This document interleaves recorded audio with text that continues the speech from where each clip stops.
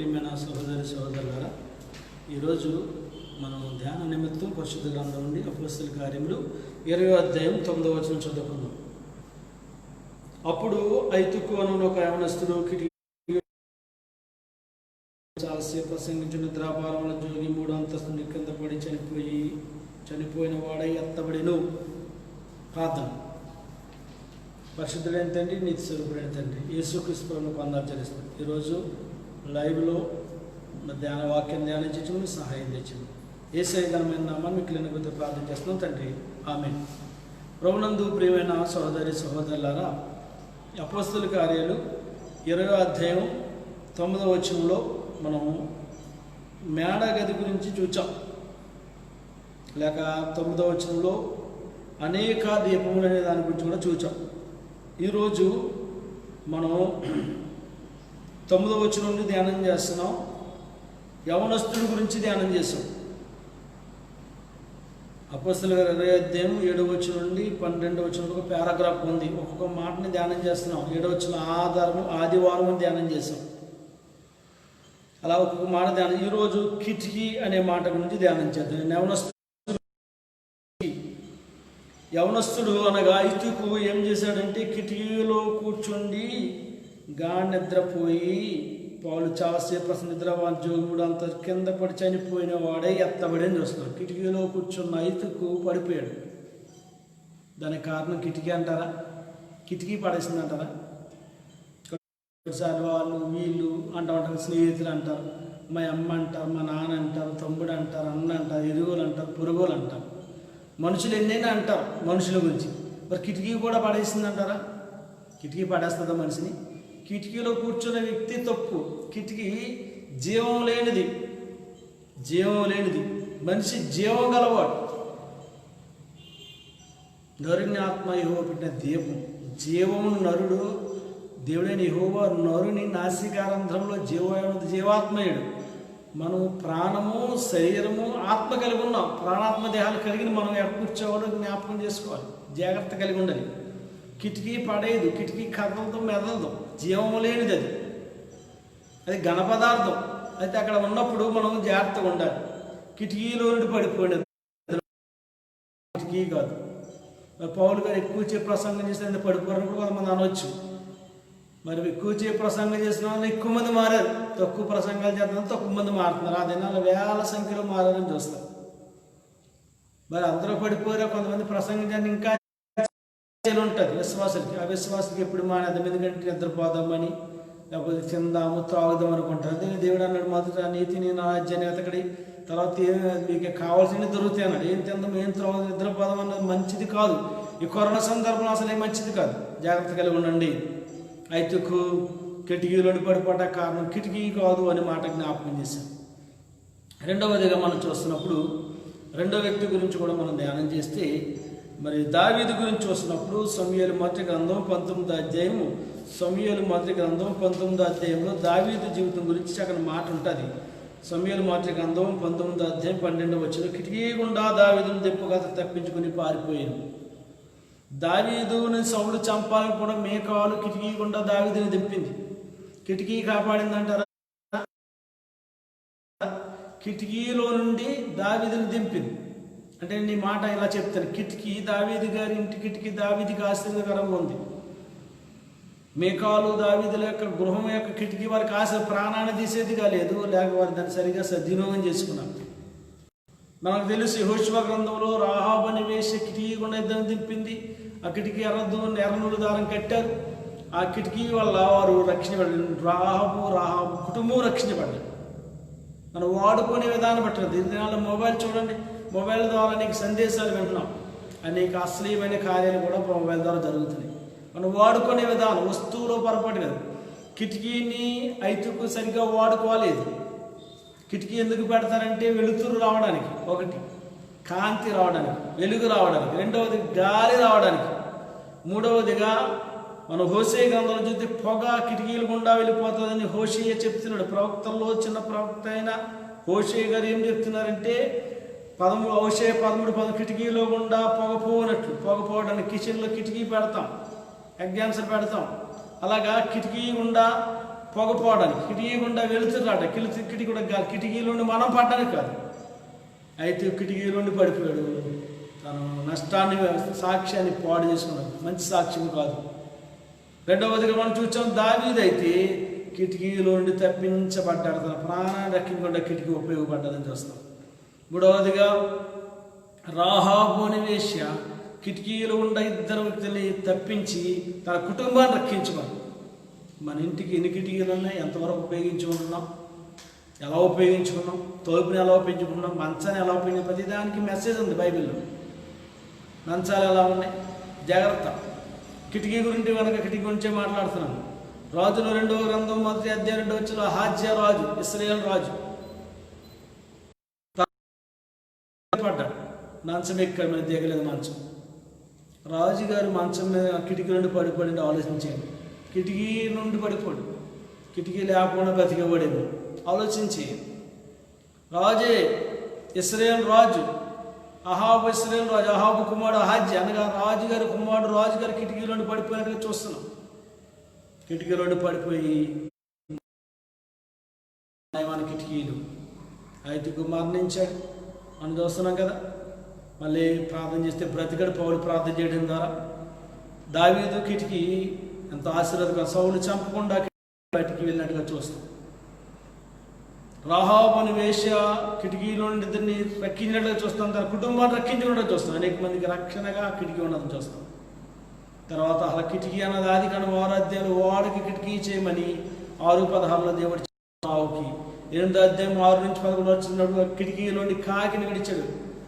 నీరు తగ్గిందో లేచాడు, కాకి తిరిగి రాలేదు. తన నల్ల పౌరుని పంపినప్పుడు తిరిగి వచ్చింది. మళ్ళీ నల్ల పౌరుని పంపితే అంజూరపు చిగురు పట్టుకుని వచ్చినట్టుగా చూస్తాం. కిటికీని ఉపయోగించుకుంటున్నాము. నావు గారు వాడుకున్న కిటికీని చక్కగా ఉపయోగించుకున్నాం. పరిస్థితులు బయట ఎలా ఉన్నాయని కిటికీలోండి వాటి పక్షులు పంపించాక సమాచారం సేకరించడం చూస్తాం. తర్వాత మనం చూస్తున్నప్పుడు ప్రసంగ గ్రంథం 12వ అధ్యాయం 3వ వచనం, కిటికీలో గుండా చూచి వారు లేకుండా అంటే కన్నుని సరిగుంచుకుంటే మనకు ఉపయోగపడతాయి. కన్నుని పాడు చేసుకోకూడదు. అలా కిటికీలు సరిగుంచుకోవాలి. కిటికీలు పాడు చేసుకోకూడదు అర్థమవుతుంది. అర్థమైందా? అక్షరార్థంగా కిటికీ, ఆత్మీయార్థం కన్నులు జాగ్రత్తగా తెలియదు. చచ్చిపోవడానికి నీ కన్నులే కారణం, బ్రతకడానికి నీ కన్నులే కారణం. అనేక మందికి ఆశీర్వాదకరంగా నీ కన్నులనే శాపం వస్తున్నాయి. నీకు ఆశీర్వాదకరమైన నీ కన్ను నీకు శాపాన్ని తెస్తున్నాయా? నీ కన్నుల జాగ్రత్త, నీ వాడే వస్తువుల జాగ్రత్త. ఇర్మియా గ్రంథం 9:7 చూస్తాం, కిటికీల్లో గుండా మరణము ఎక్కుచున్నది. మన ల్యాప్టాప్ ఆన్ విండోస్ అని వస్తుంది. దాని ద్వారా ఏమవుతుంది? మరణం అవుతుంది.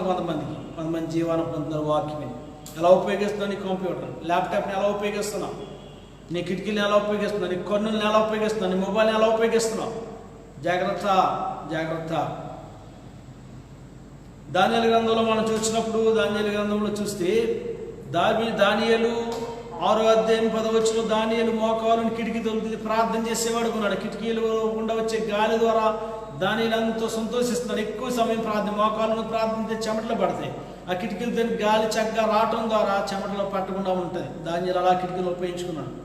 ఆదికాండం 26వ అధ్యాయంలో 8వ వచనంలో అబీమెలెకు అనగా ఫిలిష్తీయుల రాజు ఆ గెరారులో ఏం చేస్తాడంటే కిటికీలు గుండా చూస్తున్నాడు. ఎస్సావు కొరకుతో సరసమాటం చూశాడు.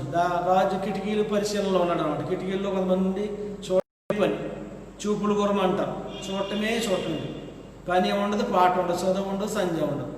కిటికీలు ఎందుకు? జనాలు చూడ్డాక, కిటికీలకు గాలి రావడానిక, వెలుతురు రావడానికి ఆలోచించే. అబీమెలెకు రాజు కిటికీలు గుండా చూస్తున్నాడు. ఎస్సావు కొరకుతో సరసమాటం చూచాడని చూస్తాం. అలాగే అహాజ్యా రాజు కిటికీలో నుండి పడిపోయి చనిపోవడం చూస్తాం. దానియేలు అయితే కిటికీలు తెరచి ప్రార్థన చేసేవాడు ఉన్నాడు. దానియేలు మాత్రమే కాదు, దావీదు కిటికీలో నుండి తను రక్షించబడినట్లుగా చూస్తున్నాం. కొరింథీయులకు రాసిన 2వ పత్రిక 11వ అధ్యాయం 33వ వచనంలో చూసినప్పుడు అపోస్తలుడైన పౌలు కొరింథీయులకు రాసిన 2వ పత్రిక 11వ అధ్యాయము 33వ వచనం చూడండి. పౌలు గురించి రాయబడిన మాట ఏంటంటే, అప్పుడు నేను కిటికీ గుండా గోడ మీద నుండి గంపలో దింపబడి అతని చేతులను తప్పించుకొని పోతిని. పౌలు కిటికీలో నుండి రక్షించబడ్డాడు. కిటికీ తనకు ఆశీర్వాదకరముగా ఉన్నది అని జ్ఞాపకం చేస్తాడు. కిటికీ తనకు ఆశీర్వాదకరంగా ఉన్నది.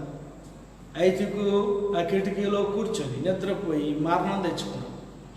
ఐతుకు అబీమెలెకు కిటికీలు గుండా చూస్తూ సిగ్గుకరమైన సాక్ష్యం, భార్యాభర్తలు సరసమాడకుండా చూచాడు. భయంకరమైన సాక్ష్యం ఎవరిది అంటే అబీమెలెకు. తర్వాత మనం చూస్తున్నప్పుడు అహాజ్యా రాజు కిటికీలోండి పడి మరణం తెచ్చుకుంది. యెజెబెలు గురించి చూసినప్పుడు యెజెబెలు పరిస్థితి ఎలా ఉందంటే, యెజెబెలు పరిస్థితి కూడా సరిగా లేదు. రాజుల 2వ గ్రంథంలో 9వ అధ్యాయం 30 వచ్చింది. యెహూ యెజ్రెయేలు ఊరికి వచ్చిన సంగతి యెజెబెలు నాకు వినబడెను కనుక ఆమె తన ముఖమునకు రంగు పూసుకొని శిరోభూషణములు ధరించుకొని కిటికీల నుండి కనిపెట్టి చూచుండగా ఏం చేస్తుంది? ముఖానికి రంగు పూసుకుంది రాణిగారు. ముఖానికి రంగు, తర్వాత శిరోభూషణాలు ధరించుకుంది. కిటికీలోని కనిపెట్టి చూస్తుంది. రాణిగారు కిటికీలోని చూస్తుంది. అబీమెలెకు రాజు కిటికీలోని చూసాడని చూసాం కదా. అహాజ్యా రాజు కిటికీలోంచి పడ్డాడని చూసాం కదా. యెజెబెలు కిటికీలోని చూచు యెహూ గుమ్మము ద్వారా ప్రవేశించారు. ఆమె అతను చూచి, యజమాని చంపినవాడా, జిమ్రీ వంటి వాడా, నీవు సమాధానం వచ్చిన అడుగగా అతడు తల ఎత్తి కిటికీ తట్టు చూసి నా పక్షమందు